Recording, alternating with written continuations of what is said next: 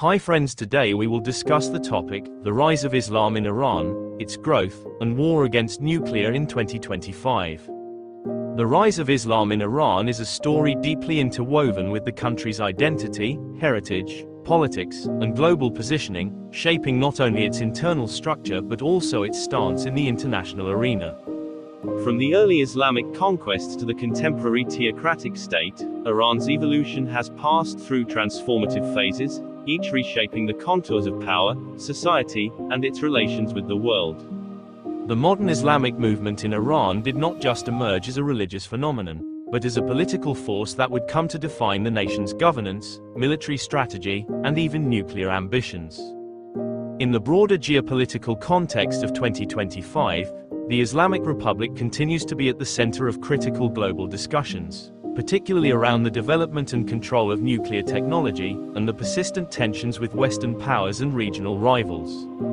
Understanding the rise of Islam in Iran involves examining centuries of religious transformation, revolution, ideological consolidation, and military posturing, culminating in an era where nuclear strategy has become entangled with religious nationalist identity.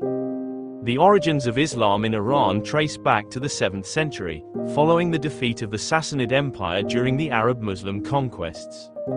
The introduction of Islam radically altered Iran's religious landscape, gradually replacing Zoroastrianism as the dominant faith. Over the centuries, the country transitioned from Sunni to Shia Islam, particularly under the Safavid dynasty in the 16th century, which declared Twelver Shi'ism as the state religion. This shift not only distinguished Iran religiously from its Sunni neighbors but also laid the foundation for a distinct Islamic political culture that would later feed into revolutionary movements. The 20th century saw increasing discontent with Western influence and domestic autocracy, especially under the Pahlavi monarchy. Westernization, secularization, and repression of dissent set the stage for the 1979 Islamic Revolution, which marked the most decisive moment in the rise of modern political Islam in Iran. Led by Ayatollah Khomeini, the revolution was not merely a rejection of monarchy but a radical reconfiguration of political authority, merging religious leadership with governance through the concept of Velayat-e-Faqih, or guardianship of the Islamic jurist. The establishment of the Islamic Republic of Iran marked the beginning of a new era in which religious ideology was codified into the constitution, state institutions, and foreign policy. The rise of Islam in this context meant more than ritual observance. It became a mode of governance, resistance, and expansion.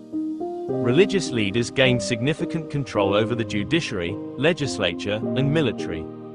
Clerics became policymakers, and Islamic values were enforced across all aspects of life, from education and media to law and personal conduct.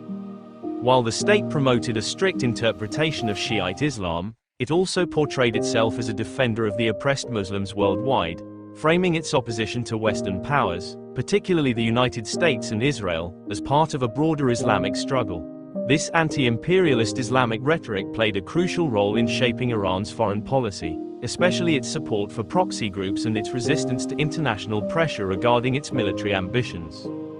The growth of Islam in Iran, however, was not without internal contradictions. Over the decades, the Iranian populace has oscillated between religious loyalty and disillusionment with clerical rule. Economic difficulties, political repression, and generational shifts have challenged the monopoly of religious ideology. Nonetheless, the ruling elite has managed to maintain power through a combination of ideological indoctrination, security apparatuses like the IRGC, Islamic Revolutionary Guard Corps, and strategic adaptations. In education and media, Islamic principles continued to be prioritized, while political dissent was often framed as un-Islamic or foreign-influenced. Simultaneously, Iran invested heavily in developing its scientific, military, and technological sectors, especially its nuclear program, which has become the most contentious issue between Iran and the West. Iran's nuclear program has long been a subject of global concern. Though officially justified as a civilian energy and medical research initiative, many international observers have accused Iran of harboring ambitions to develop nuclear weapons. These concerns led to years of negotiations and sanctions, resulting in the 2015 Joint Comprehensive Plan of Action, JCPOA, which saw Iran agree to curb its nuclear activities in exchange for sanctions relief. However, the US withdrawal from the deal in 2018 under the Trump administration led to its collapse and a subsequent escalation in nuclear enrichment by Iran. By 2025, the nuclear issue had re-emerged as a potential flashpoint for regional and global conflict. Despite repeated assurances by Iranian officials that their nuclear activities remain peaceful, satellite imagery and IAEA reports suggested significant progress in uranium enrichment, fueling fears of weaponization. The war against nuclear ambitions in 2025, both metaphorically and literally, reflects a broader international effort to prevent Iran from acquiring a nuclear bomb. This conflict is not just a technical or legal battle, but a manifestation of ideological confrontation. For the Iranian regime, possessing nuclear capability is not merely about security or deterrence. It is also a statement of defiance against Western hegemony and a symbol of Islamic resistance.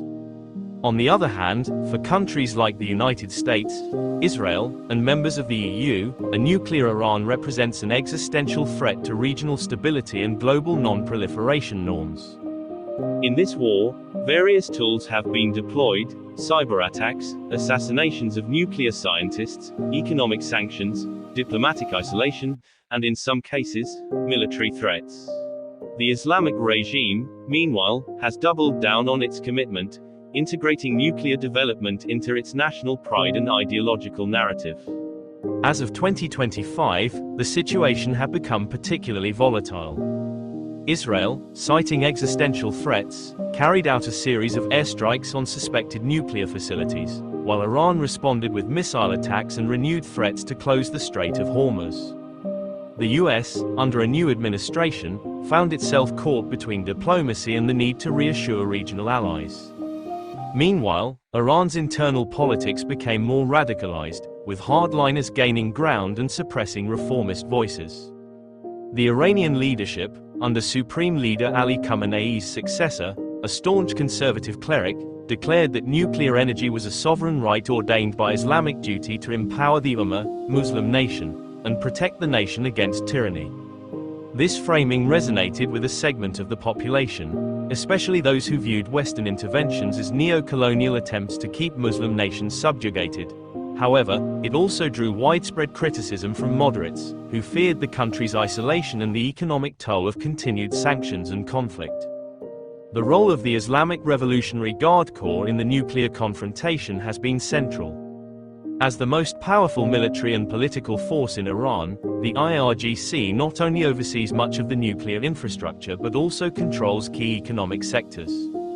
Over the years, it has developed sophisticated missile technology and asymmetric warfare capabilities.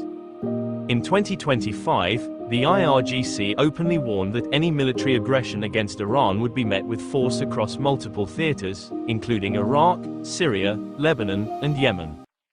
This strategy of regional entrenchment, often called the axis of resistance, is deeply ideological, premised on the belief that Islam must stand united against Zionism and Western imperialism. Through Hezbollah in Lebanon, militias in Iraq, and support for groups in Gaza and Yemen, Iran has built a network of allies willing to act on its behalf, complicating any military resolution to the nuclear issue. The cultural dimension of Islam's rise in Iran also continues to play a role in shaping public attitudes and state policy. In the realm of literature, cinema, and art, themes of martyrdom, sacrifice, and resistance are prevalent. State-sponsored religious events, such as Ashura commemorations, are used to reinforce the moral legitimacy of the Islamic system. Meanwhile, the narrative of Imam Mahdi's return, the Shia messianic belief, has gained renewed political usage. In 2025, influential clerics suggested that resisting global oppression and advancing Islamic science, including nuclear energy, could hasten the reappearance of the Mahdi. This theological underpinning gives a spiritual justification to otherwise political and military ambitions, further embedding nuclear development within an Islamic framework. At the grassroots level, however, Iranian society shows signs of complexity and divergence from state orthodoxy. Youth movements, women's rights campaigns, and online activism continue to challenge the religious rigidity of the state. Despite censorship and crackdowns, many Iranians use digital platforms to express dissent and connect with the broader world. This tension between a theocratic elite and the modernizing populace creates a dual reality within Iran, one where Islamic governance maintains tight control, while beneath the surface, alternative currents brew. The state, in response, has adapted by creating controlled reform channels, allowing limited expression without threatening the regime's core structure.